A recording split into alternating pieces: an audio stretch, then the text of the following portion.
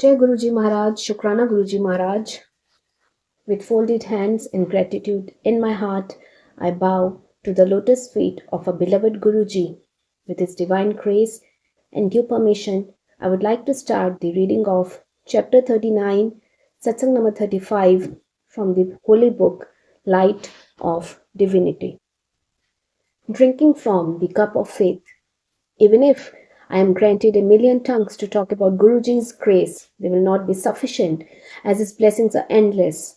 Endless too are incidents marked by his love and care towards his devotees. Since the day I got his darshan, I am learning from and about Guruji. Even today, when one hears of Guruji's blessings falling on someone, I find that everyone is just a child, a learner in front of him. A new beginning. It was August of 1998. My husband came back early from office and told me that he was joining his friend Wing Commander Chopra to go to Guruji's place. He was then a firm non-believer in saints and Mahapurushs, and this decision came as a surprise. He left it around 6 in the evening and returned well past midnight. I was desperate to know how it all went off. So, as soon as he settled down after coming home, I threw a volley of questions at him. Did Guruji deliver sermons, predict the future, or prescribe stones and mantras to pacify disturbances in life? My husband's answers were unexpected. He said that Guruji did not preach or sermonize, and that Shabads, devotional songs based on the Guru Granth Sahib, were played in Guruji's mandir. We went to bed, and knowing my husband's nature, I considered his visit a passing affair. He wouldn't even remember what would have happened the next evening, I thought. Imagine my surprise the next evening when my husband called up from office to convey that he was leaving for Guruji's place and will be coming late. When he returned as late as the previous night, I asked him a simple question. What pulled you back to that place? He had a simple answer. What I got there is not something which can be explained. It is something that can only be experienced. Intrigued, our family decided to go for Guruji's darshan the next evening.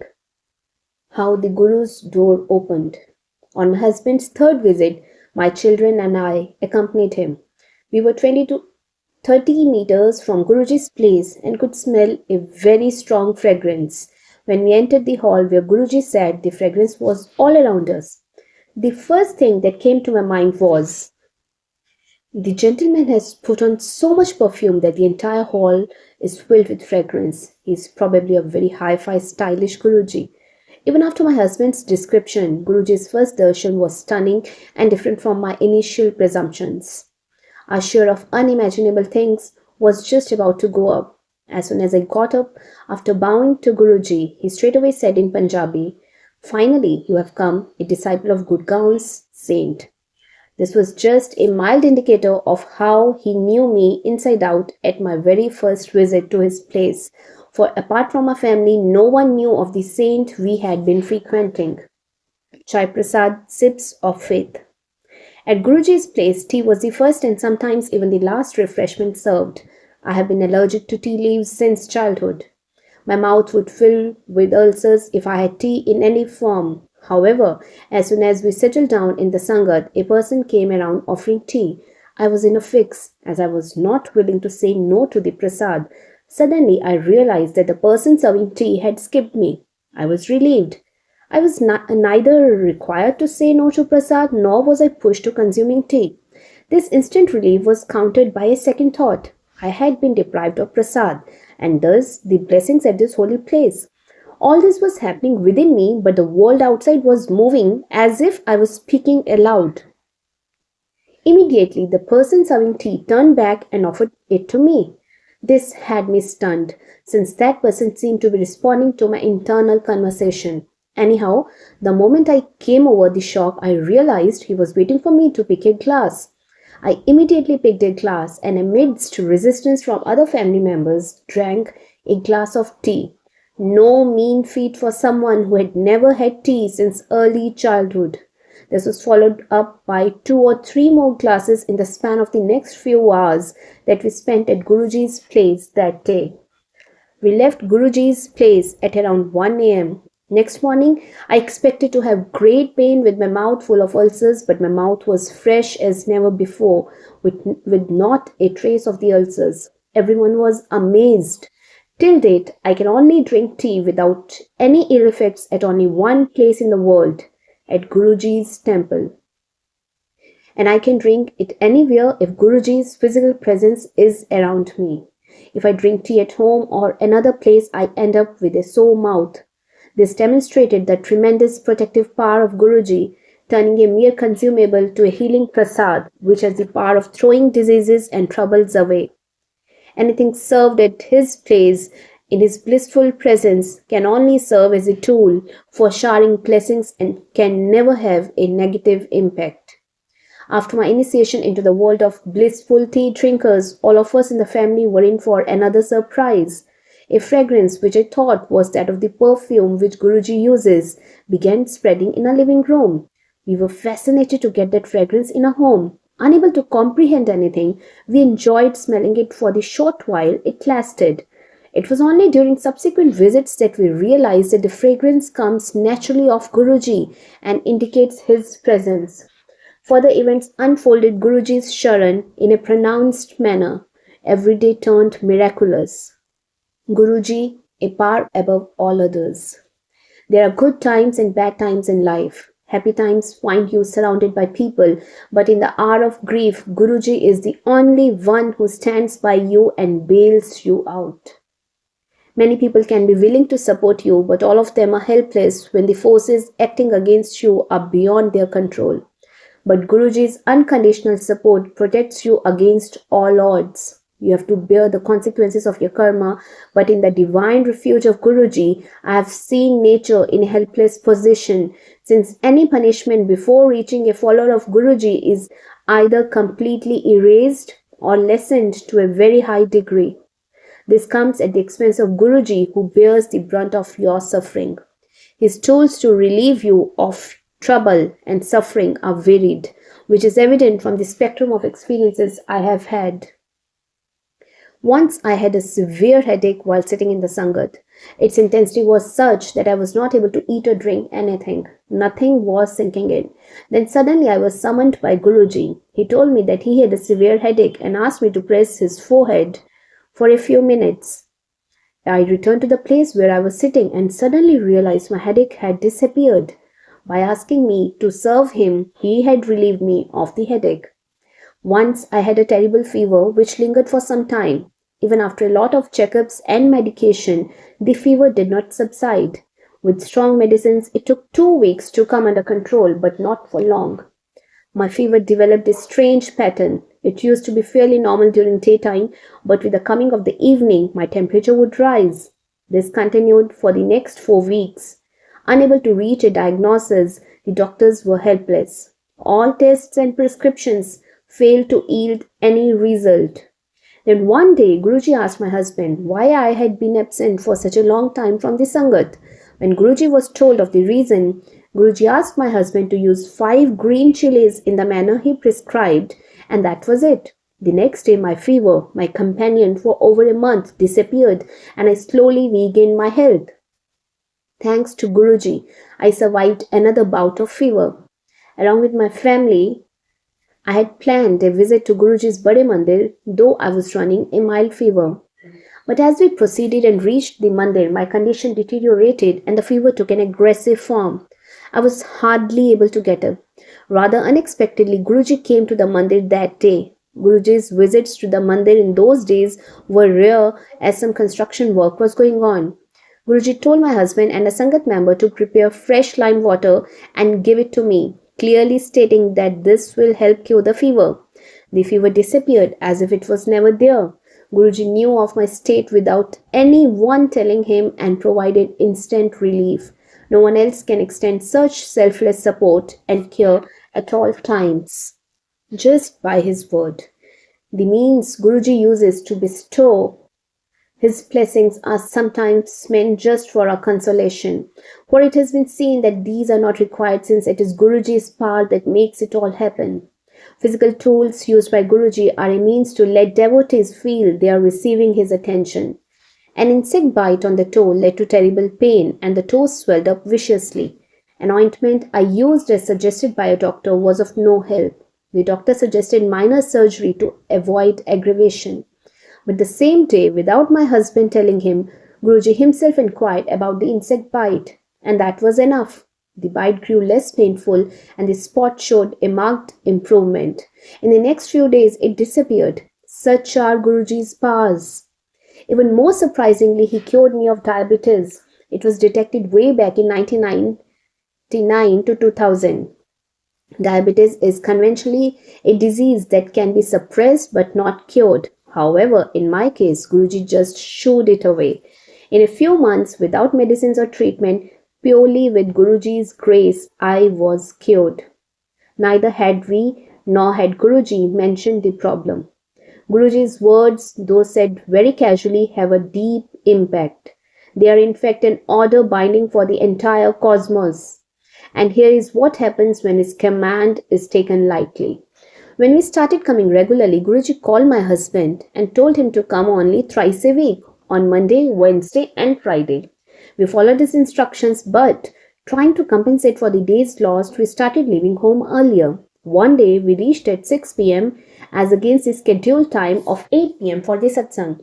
Guruji then instructed us to reach at 8 p.m. And it so started happening that irrespective of the time we left home, we would reach Guruji's place only at 8 p.m. Once we had left home at 5:30 p.m. but found the 25-kilometer distance to Guruji made agonizingly slow due to a spate of traffic jams. Finally, we reached at 8 p.m. But we covered the same distance in half an hour when we were delayed and could depart home only at 7:30 p.m. Langar showers blessings. Our nature occasionally puts us into situations which later make us look silly. Once I was on a fast which required that I abstain from wheat products. My diet for that day comprised solely fruits. When we went to attend Guruji's Sangat, I decided not to go for langar at all, for it had chapatis, and though no one will know, and thought no one will know. More than 200 people had gathered that day, and langar was given out in 6 rounds. But Guruji noticed that I did not have langar and specifically instructed me to go and have langar in the last round. Not daring to break the fast, I went to the first floor of Empire Estate Mandir. The Sangat was then conducted on the ground floor and the langar was served on the first floor, and decided to sit in a corner and then go back to the Sangat hall. I had thus committed 2 blunders. 1. I did not understand the meaning and importance of Guruji's words, due to which I failed to obey instructions. And 2. I tried to deceive Guruji, not realizing that the omniscient eye is not hindered by physical barriers. But as soon as I came back to the Sangat hall, Guruji gave me a hard stare and immediately asked someone to bring sweets for distribution among the Sangat. He started distributing the prasad, and when it was my turn, he gave me more than twice than what he gave to others, as though compensating for the langar that I had skipped. Back home, when I ran through the whole sequence of events in my mind, I realized my mistake. The message from Guruji was loud and clear. Don't skip the langar. I only later realized that prasad is Guruji's tool to shower his blessings. It is immaterial of its physical form, and any given opportunity should be grabbed with both hands, as these blessings are too precious to miss. Guruji comes between a truck and our car. My husband and I were on our way to the Sangat from Noida, but we got stuck at a particular traffic light that went red for the 3rd time running.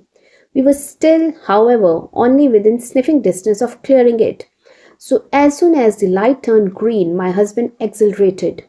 There was a high-body truck right in front of our car, which also accelerated initially, but then came to a halt due to a cyclist falling right in front.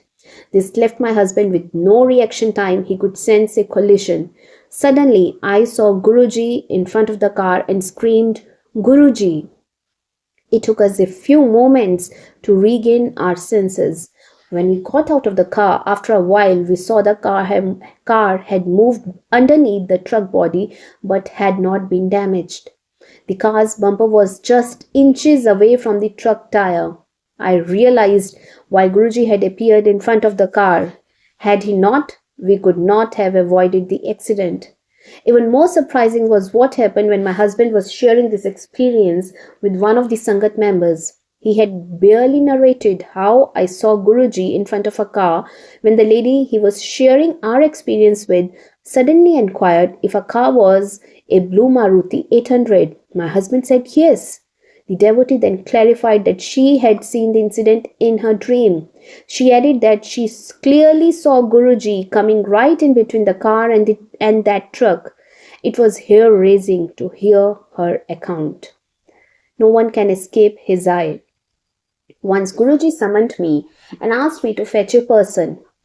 Since I did not know this man, he told me that he was fat and sitting right behind a pillar, an area not visible from Guruji's seat. On my way, I was wondering how it is possible to identify a single person with just these two clues. But I found only a single fat person sitting in that whole area, and I conveyed Guruji's call to that person. This just indicated how clearly Guruji was able to see through that wall to its other side. Guruji can, if he wishes, to clearly spell out what had happened in the past, what is happening around the globe at present, and how the future would be. When my children, a daughter and a son, were still in school, Guruji once mentioned casually that both the kids will get a job in Siemens. At that point of time, it was hard to believe this. But finally, after 6 years, the same came true when both children started their respective careers with Siemens. Similarly, it was sometime in year 2000 that Guruji told me that my daughter's marriage will take place in year 2005. And that's how it actually turned out to be. She got married on 30th April 2005. Experiences in Shiva's heaven. Guruji's Bade Mandir is a very special place. Located at the edges of the capital city, you tend to forget worldly troubles in its atmosphere of virgin purity. For me, it is the only place where, irrespective of Guruji's physical presence, I can have tea any time and any number of times. But this probably is indicative of just the most minute fraction of the mandir's power. If one believes only what she has experienced, I have to believe in the existence of a supreme power at this place. Once I was granted an opportunity to visit the mandir along with my family. Typically, whenever we visit the mandir, every member of the family moves around freely irrespective of what other members are doing. So shortly after reaching the mandir in the forenoon hours, I went to one of the rooms of Guruji just to check if some dusting or cleaning was required there. The room has a very beautiful statue of Lord Shiva, which shows him sitting with folded legs, showering blessings on his followers. We have been watching the perfectly crafted statue since the day we started coming to the mandir. But that day, the darshan of the statue sent a chill down my spine. I was shocked to witness that the face had turned about 60 degrees to the right. I gathered everyone in the mandir and everyone saw this. It was even more surprising to see the statue regain original form slowly over the day. By evening, it had almost reverted to its usual front-facing posture. Truly a hard-to-forget incident. Then Holi, the festival of colors of year 2006, had something special in store. In the morning, when we reached the mandir, everyone took up some chore or the other, and I, along with our neighbor Sangeeta, started cleaning Lord Shiva's brass idol in the main hall. The polish for this metal, known as brasso, was applied to the idol. It was then rubbed twice with a clean cloth. I was cleaning off the brasso while Sangeeta had to give it a final finish. I was through with the upper half. The idol was clean and just needed a final finish. Sangeeta had hardly started the task when she pointed out that there was some color between the snakes wrapped around the neck of Lord Shiva. Since I had just cleared that area, I turned to check this. A streak of color caught my eye. Then, gathering myself, I called everyone else in the mandir to have darshan of this miracle. The colors, which acquired various shades during the day, were seen by everyone who visited the mandir that day. All these incidents reflect Guruji's powers, but he is much beyond these mysterious miracles which come to light. His powers are beyond our comprehension. With my hands folded in prayer, I would just like to thank Guruji for all that he has given me and request his continued grace on the entire Sangat. Satsang of Gauri Singla, wife of R.P. Singla. With this, first and foremost, I would like to seek forgiveness from our beloved Guruji if there was any mistake in the narration of this beautiful divine satsang. And also, I would like to seek forgiveness from each and every one of you for the same. See you in the reading of next beautiful divine satsang from the holy book Light of Divinity. Thank you, Guruji. Thank you, each and every one of you.